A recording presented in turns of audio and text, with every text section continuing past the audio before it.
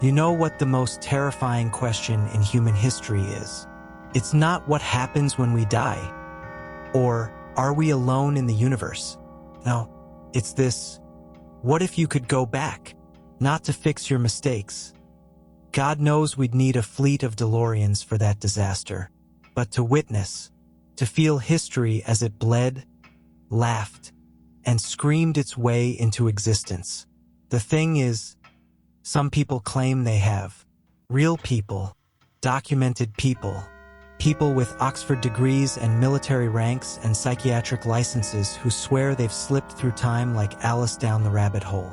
And tonight, we're going down with them, because time isn't a river flowing one direction. Sometimes, just sometimes, it's a whirlpool. And if you're unlucky or very, very lucky, you might get caught in the current. August 10th, 1901. Versailles, France. Charlotte and Moberly, 55 years old, built like a Victorian warship, all stern propriety and unshakable Protestant conviction. She's the principal of St. Hugh's College, Oxford, the kind of woman who could discipline unruly students with a single raised eyebrow. With her, Eleanor Jourdain, the vice principal, 38, sharp as a tack, speaks 4 languages, and has never met a historical mystery she couldn't solve with proper research and a good cup of tea. They're on holiday, sensible holiday, educational holiday. They want to see Marie Antoinette's Petit Trianon because that's what cultured Victorian ladies do. They appreciate history from a safe, dead distance. But when they step into those gardens, something goes wrong. The air becomes thick. Not humid thick, like walking through invisible honey. The birds stop singing. Not gradually, they just stop, mid-chirp, as if someone pressed a mute button on reality. Moberly later wrote, "I felt a distinct change in the atmosphere, and suddenly she's seeing men in tri-cornered hats, women in elaborate 18th century dress, servants scurrying about. But here's the kicker, these aren't reenactors. This is 1901. There are no reenactors. And these people, they don't see Moberly and Jourdain. They look through them. Jourdain sees a woman sketching by the Petit Trianon, fair-haired, wearing a white dress and a wide-brimmed hat. The woman looks up, and Jourdain later swears it was Marie Antoinette herself. Not a painting, not a statue. The actual queen, sketching in her garden on what might have been one of her last peaceful afternoons. The doomed queen, the woman who'd be dead in less than 4 years, her head rolling into a basket while Parisian crowds cheered. Then, like waking from a dream, it's over. They're back in 1901. Confused tourists again. They don't speak of it for a week. Because what do you say? I believe we just had tea with ghosts? These weren't mystics or spiritualists. Moberly was a woman who'd fought for women's education her entire life. In 1901, being a female college principal was like being a unicorn, rare, magical, and constantly under attack. Her reputation was everything. When they finally published their account in 1911 as an adventure, they used pseudonyms because they knew this would destroy them academically, and it almost did. The psychological toll was immense. Jourdain became obsessed, returning to Versailles repeatedly, trying to recapture that moment. She'd walk those gardens for hours, desperate to slip through time again. She never did. Moberly, meanwhile, defended their story until her death in 1937. 36 years of ridicule, skepticism, and academic exile. But she never wavered. What we saw, we saw. But here's what haunts me about their story. That moment when they saw Marie Antoinette sketching. If it was real, if they really glimpsed the past, they were watching a woman who had no idea her world was about to end. Happy in her garden, safe in her bubble. The last moments of blissful ignorance before history came for her with sharp teeth and hungry crowds. Carl Jung's mosaic madness when the father of psychology lost his mind. 1933. Ravenna, Italy. Now let me tell you about Carl Jung. You know, Jung, Freud's rebellious protege, the man who gave us introverts and extroverts, the collective unconscious, and the idea that dreams aren't just your brain's way of processing the weird thing you watched on Netflix. Jung believed in the mysterious. His own life was a carnival of weird experiences. But what happened in Ravenna shook him so badly that he talked about it for the rest of his life. He's visiting the Neonean baptistry with his companion, Toni Wolff. Now, Toni wasn't just any companion. She was his intellectual equal, his lover, his other wife, as Emma Jung reluctantly called her. The scandal of early 20th century psychology, carrying on their affair with Swiss precision and intellectual intensity.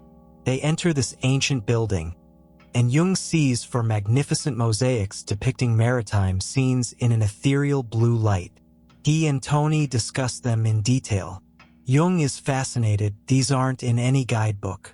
The artistry is extraordinary, almost otherworldly. They leave. Jung wants postcards of these mosaics. Surely something so beautiful must be documented? There aren't any postcards to be had. He asks the custodian about the mosaics. The man looks at him like he's lost his mind. What mosaics? Jung insists. He was just looking at them. For beautiful mosaics, maritime themes, that incredible blue light, the custodian is patient but firm.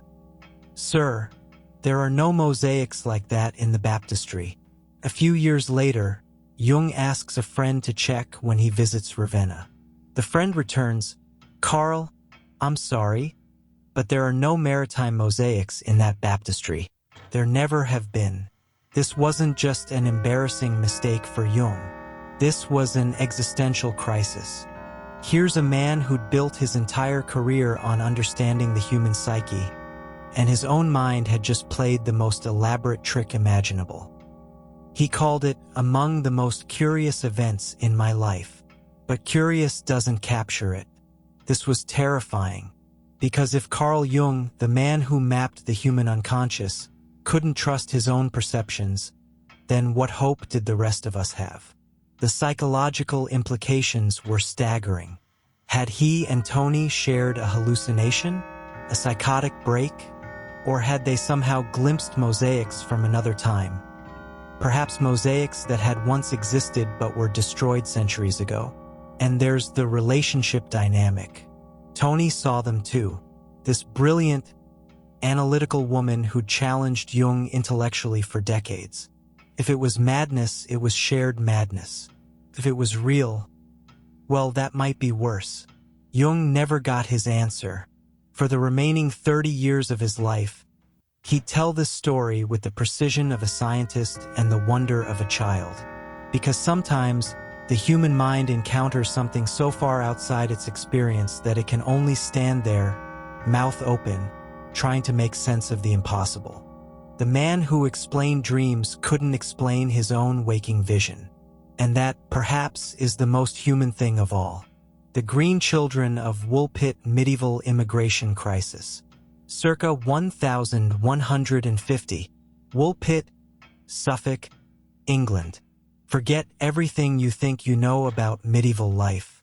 Yes, it was brutal, superstitious, and smelled like a combination of unwashed bodies and rotting vegetables. But it was also logical within its own framework. Peasants knew their world. Work hard, pray harder, die young. Then 2 children emerged from a cave, and logic took a holiday. They're discovered by local farmers during harvest. A boy and a girl, maybe 8 and 10 years old, but they're green star, not sick green or dirty green. Green, like they've been dipped in chlorophyll. The farmers are terrified. In 1150, green children means one thing: demons, or fairies, or some unholy combination that'll damn your soul and steal your livestock. But these kids aren't demonic. They're scared, hungry, and speaking a language no one recognizes. Not French, not Latin, not any Celtic dialect. Something completely foreign. The local lord, Sir Richard de Con, takes them in. Because what else do you do with green children? You can't exactly send them to the village orphanage. Here's little Timmy and Agnes. Oh, the green? Don't worry about that. The boy dies within a few months. Whatever transition brought them here, his body couldn't handle it. The girl, though, she adapts. The green fades. She learns English. She grows up, works as a servant, eventually marries. And she tells a story that would make modern physicists weep. She says they came from a place called St. Martin's Land, where the sun never shone, only a perpetual twilight. They were herding their flocks when they heard beautiful music coming from a cave. Following the sound, they fell through a tunnel and emerged in bright, painful daylight in Woolpit. Now, here's what destroys me about this story. Imagine being that girl. You're a child, you've just lost your brother, you're the only green person in a world of pink ones, and everyone thinks you're either blessed or cursed. You're mourning a world no one believes exists, missing a place where the light was soft and familiar, where you understood the rules. Now you're an alien trying to become human one word at a time.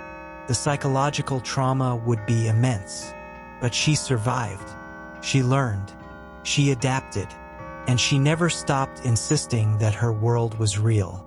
John Dee's Angelic Time Travel Renaissance Google. 1582. Mortlake, England. Meet John Dee, mathematician, astronomer, cartographer, and Elizabeth the first personal astrologer. Think of him as the Renaissance version of Google, if Google could allegedly talk to angels and had a direct line to the divine. Dee wasn't some hedge wizard muttering over cauldrons. This man calculated longitude for English navigators, designed the calendar reform, and basically created the British Empire's intellectual foundation. He owned the largest library in England, 4,000 books when most people couldn't read their own names. But Dee had a problem. He wanted to talk to God. Enter Edward Kelly, a convicted forger with his ears cropped for counterfeiting. Normally, you wouldn't trust this man to tell you the time, let alone channel divine messages. But Kelly had a gift. He could look into Dee's obsidian scrying mirror and see things that weren't there. They claimed to communicate with angels who showed them visions of the past, including scripts from the pre-flood world. England's greatest scholar hunched over a black mirror while a convicted criminal dictates messages from beings claiming to be angels. For 7 years, they did this. Kelly would stare into the mirror and speak in tongues. Literally. He'd recite in what they called the Enochian language, supposedly the original tongue of Adam. Dee frantically scribbled notes. These weren't random sounds. Kelly was consistent. The grammar was complex, the vocabulary extensive. Linguists today still can't figure out if it's a real language or the most elaborate fraud in history. But here's the beautiful tragedy. Dee believed. This brilliant, rational man staked his reputation, his fortune, and his sanity on the idea that he was recovering lost history through angelic intervention. The sessions consumed Dee's life. His wife, Jane, watched her husband disappear into obsession.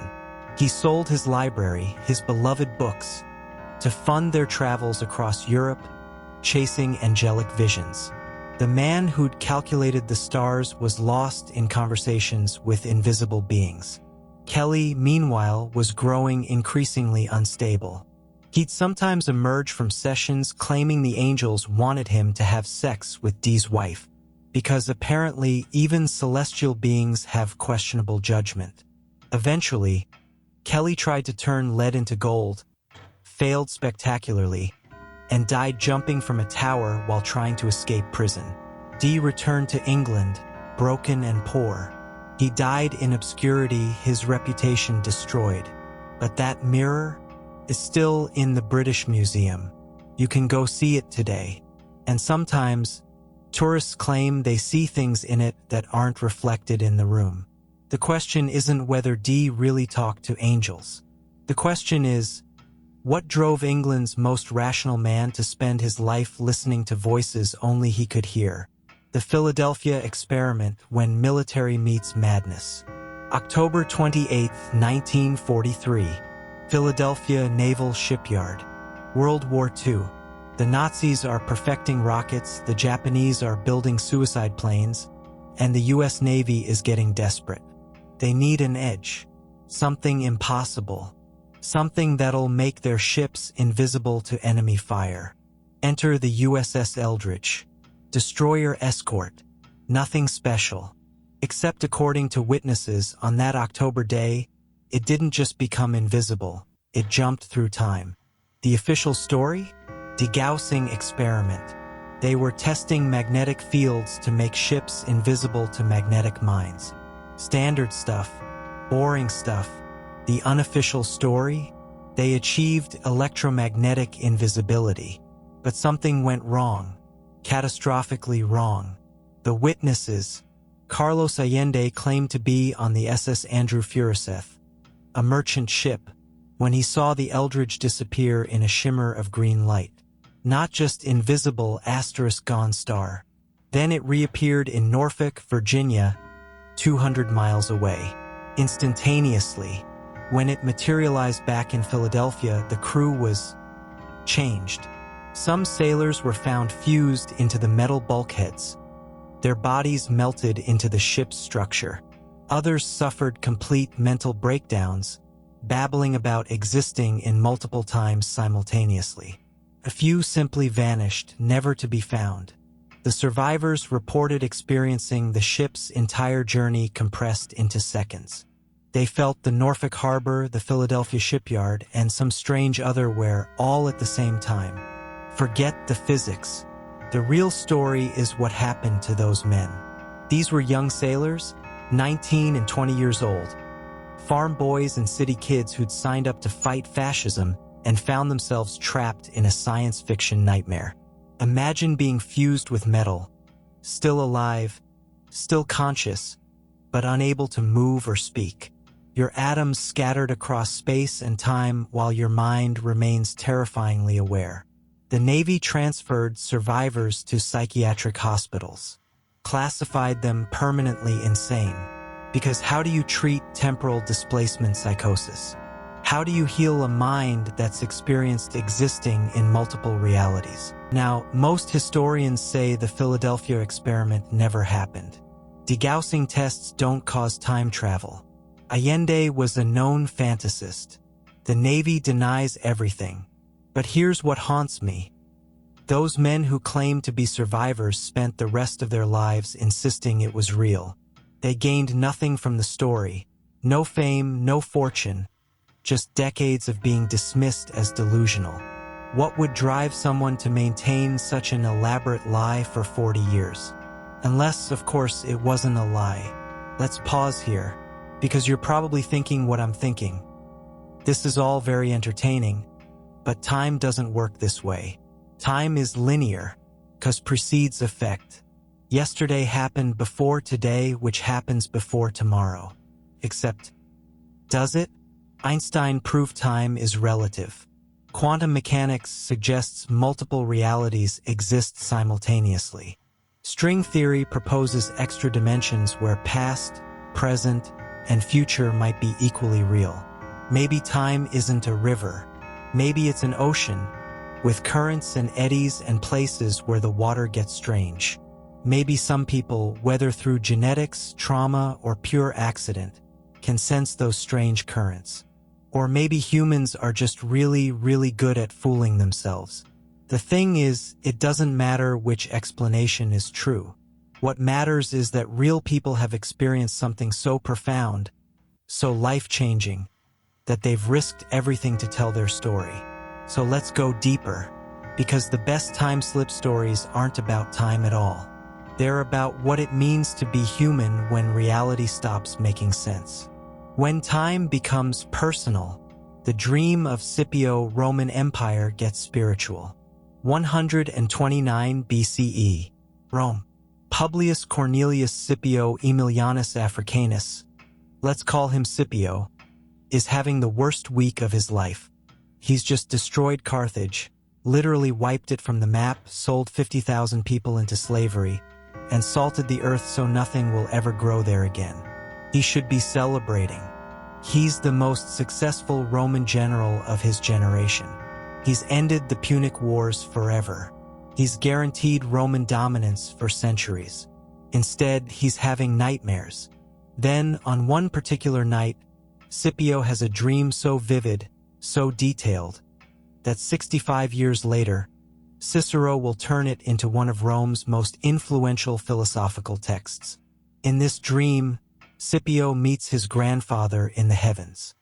His grandfather shows him the entire cosmos, the celestial spheres, the music of the planets, the insignificance of Earth in the vast universe.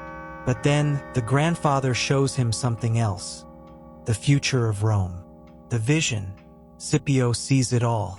The transformation from republic to empire, the rise and fall of emperors, the spread of Roman law and culture across 3 continents, the eventual decline and fall, centuries of history unfolding like a scroll. But his grandfather tells him that earthly glory is meaningless. All the conquests, all the triumphs, all the power, it's dust. What matters is the soul's journey toward understanding. This dream fundamentally changed Scipio. The man who'd conquered Carthage spent his remaining years studying philosophy instead of warfare. He became obsessed with the idea that individual actions ripple through time in ways we can't comprehend. The dream gave him perspective and possibly depression. When you've seen the entire arc of human history, when you know that your greatest achievements are footnotes in a cosmic story, how do you get up in the morning? Scipio died young, possibly by suicide. Some sources suggest he couldn't reconcile his vision of Rome's glorious future with the moral compromises required to achieve it. The man who saved the Roman Empire was destroyed by seeing too much of time at once. Sir Victor Goddard's Aviation Prophecy. 1935. Scotland. Flight Lieutenant Victor Goddard is flying his Hawker Hart biplane over the Scottish Highlands when he encounters the storm from hell. We're talking biblical weather.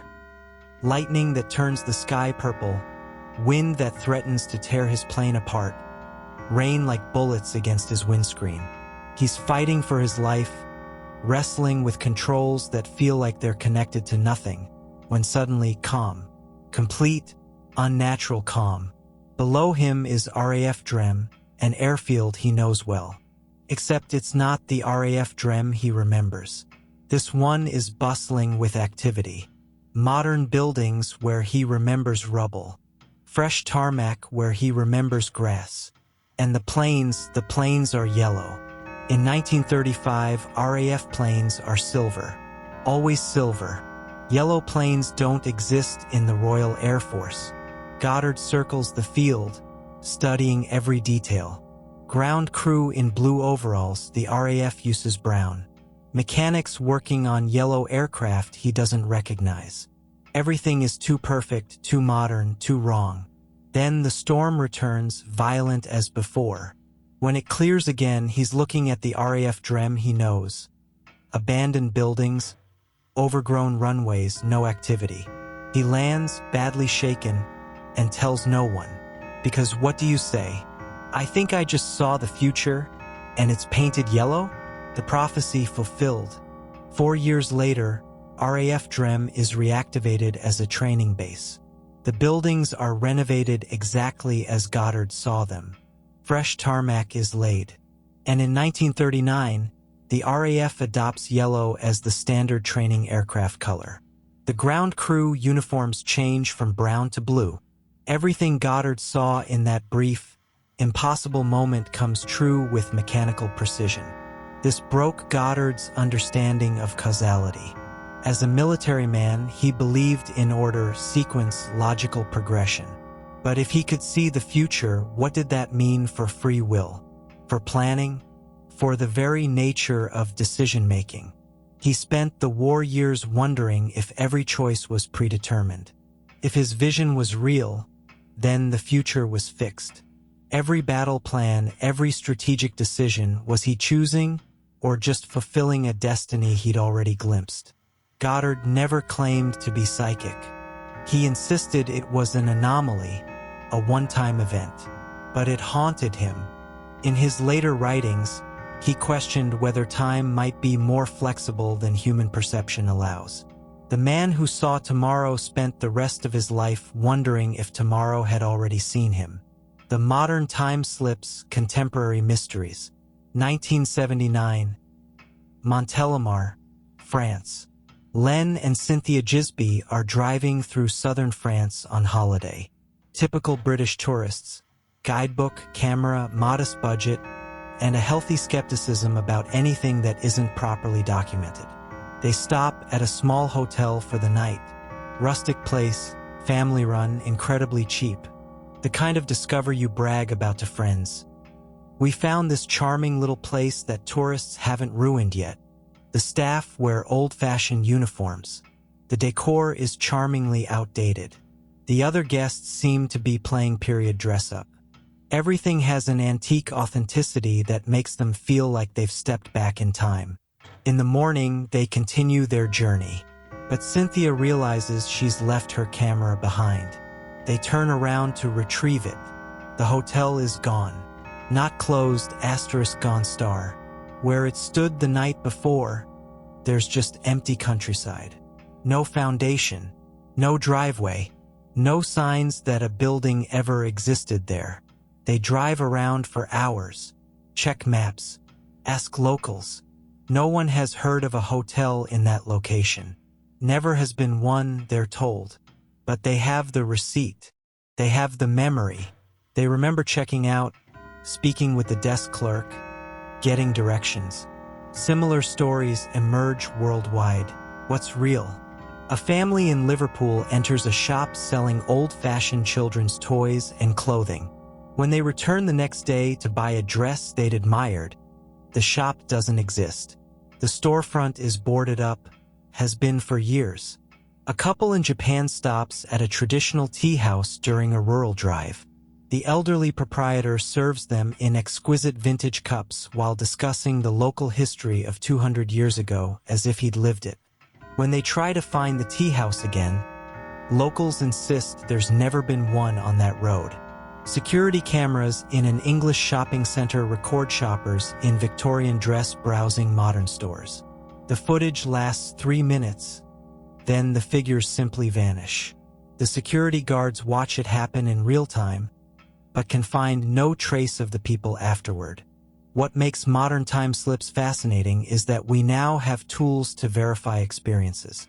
GPS coordinates, digital receipts, smartphone photos. Yet these tools often make the mysteries deeper. The Gisby's hotel receipt? The paper was aged, the printing style decades old.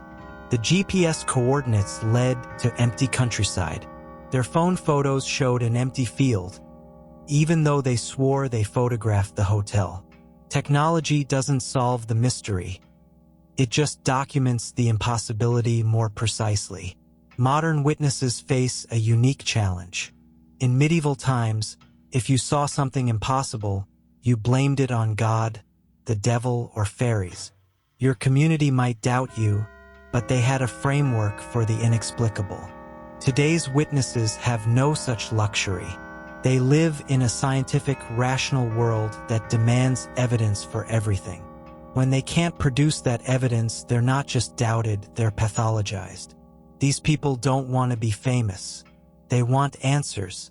They want someone to explain how they spent a night in a hotel that never existed, or why their digital camera captured Victorian ghosts, or how they bought antique toys from a shop that's been empty for decades. The most heartbreaking cases are families where some members experience the slip and others don't.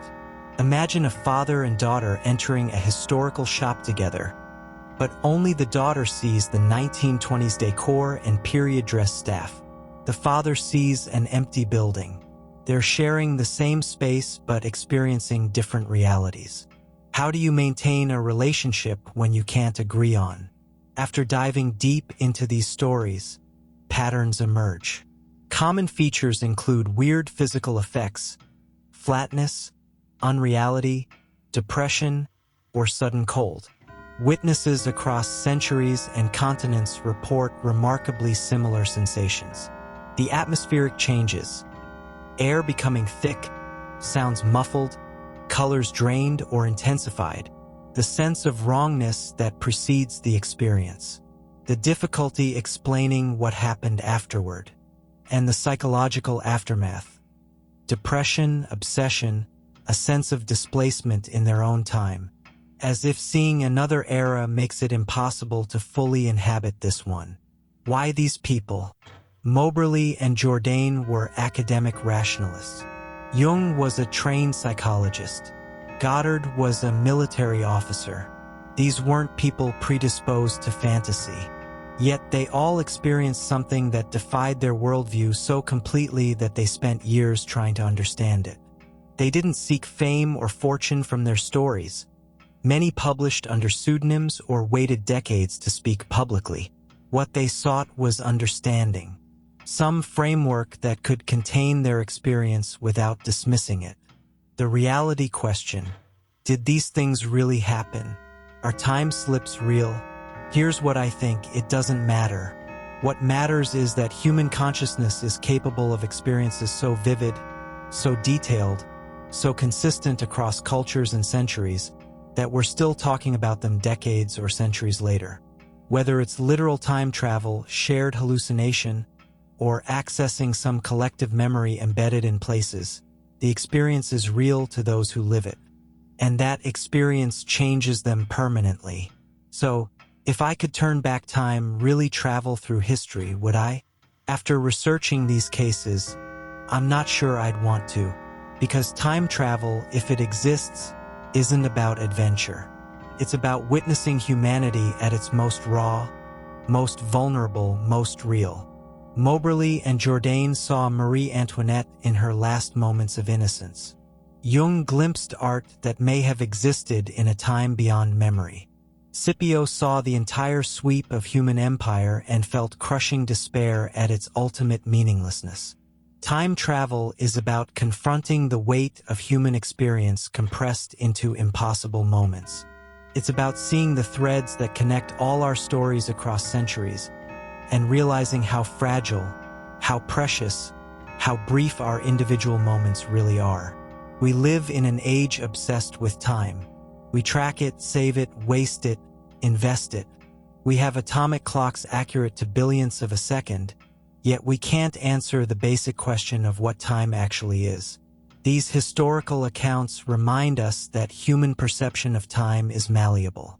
Traumatic events seem to last forever. Moments of joy pass in an instant. Sometimes an hour feels like a day, and sometimes a year feels like a moment. Maybe time slips aren't about literal travel. Maybe they're about consciousness momentarily syncing with a different temporal frequency, like tuning into a radio station from another era. Here's what haunts me most about these stories. They suggest that nothing is ever truly lost. Every moment, every experience, every life might somehow persist in the fabric of reality. The laughter in Versailles Gardens, the prayers in Ravenna churches, the tears of sailors lost between dimensions. All of it might still be there, waiting for the right person in the right place at the right moment to witness it again. If that's true, then every historical tragedy isn't just past. It's eternal. Every moment of human joy and sorrow continues to exist somewhere in the folds of time. That's either the most beautiful or the most terrifying thought in human history. So watch the clock. But remember, time might not be as simple as tick, tock, tick, tock. Sometimes it spirals. Sometimes it loops. Sometimes it opens doors to moments that shouldn't exist but do. And if you ever find yourself somewhere that feels wrong, where the air is too thick and the sounds are too quiet, where the people are dressed in clothes from another century, don't fight it. Just remember to bring a notebook. Because someone someday is going to want to hear your story. And they're going to wonder, just like I do, whether you really traveled through time or whether time, just for a moment, traveled through you. The choice, as always, is yours to make. But remember, in a universe where time might be negotiable, even that choice might already be made in a moment you haven't reached yet. Or maybe you already made it long ago, in a time you've forgotten but that still remembers you.